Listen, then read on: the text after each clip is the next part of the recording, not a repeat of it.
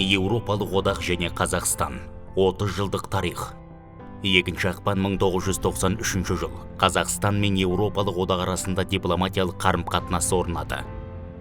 1993 жылы желтоқсан айында Брюссельде Қазақстан Республикасының Еуропалық одағындағы өкілдігі ашылды. 1995 жыл Еуропалық комиссия мен Қазақстан арасындағы әріптестік және ынтымақтастық туралы келісімге қол қойылды. Қазақстан Еуропалық одақпен кеңейтілген әріптестік пен ынтымақтастық туралы келісімге қол қойған Орталық Азиядағы алғашқы мемлекет болды. 2015 жылғы 21 желтоқсанда қол қойылып, 2020 жылғы 1 наурызда күшіне енді. Ынтымақтастықтың негізгі бағыттары: сауда мен инвестицияны дамыту, құқықтық мемлекет саласы, экономикалық және қаржылық ынтымақтастық, энергетика және көлік, қоршаған орта және климаттың өзгеруі, жұмыспен қамту және әлеуметтік саясат, мәдениет, зерттеу нысандары. Еуропалық одақ Қазақстанның бірінші сауда серіктесі болып табылады. Оның үлесі еліміздің сыртқы саудасының 40%-ға жуығын құрайды. Еуропалық одақ Қазақстандағы ең ірі инвестор болып табылады. 30 жыл ішінде инвестициялық қор шамамен 72,5 миллиард еуроны құрады. 2019 жыл Еуропалық одақ және Қазақстан жоғарғы деңгейдегі экономикалық және бизнес диалог платформасын іске қосты. Қазақстан премьер-министрі мен Еуропалық одақ елшісінің төрағалығымен 11 кездесу өтті.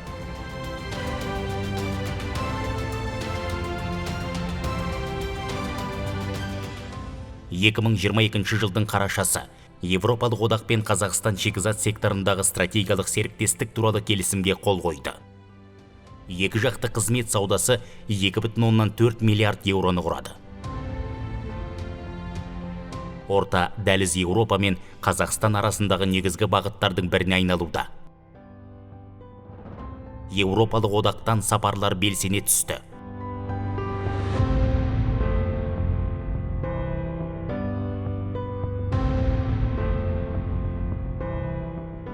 Еуропалық одақ Қазақстанның жасыл экономикаға көшу жөніндегі ұлттық бағдарламасын қолдайды.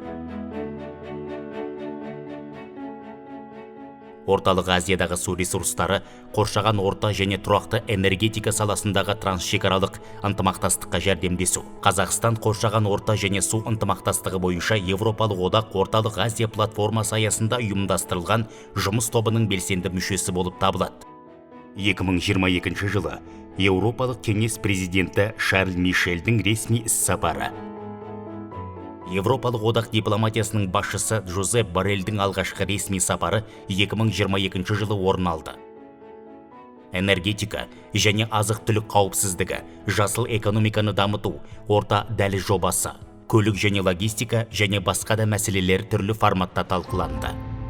Қазақстан Еуропалық одаққа Орталық Азиядағы ең ірі энергетикалық ресурстарды жеткізуші болып табылады.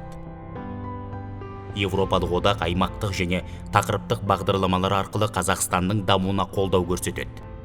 Түрлі құралдар арқылы Еуропалық одақтың қаржылық және техникалық көмегі.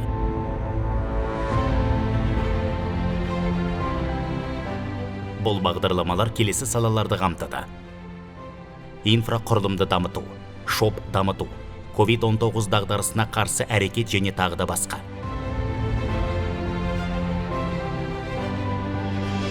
Еуропалық одақтың Erasmus+ бағдарламасы жүйені жаңғырту мен тұрақты дамытуға жәрдемдесуге бағытталған білім беру, кәсіптік оқыту, жастар саясаты және спорт. EMGMD жоғары сапалы біріктірілген магистрлік бағдарлама. Бір кездері Еуразия даласы мен таулары әлемге қызғалдақ, алма, атқа міну секілді сый жасады. Мәдениеттер алмасуы жалғасуда. 30 жыл ішінде Еуропалық одақ пен Қазақстан арасында берік мәдени байланыстар орнады. Республиканың әртістері мен шығармашылық ұжымдары еуропалық сахналарда өнер көрсетіп, қазақ өнерін жұртшылыққа паш етуде.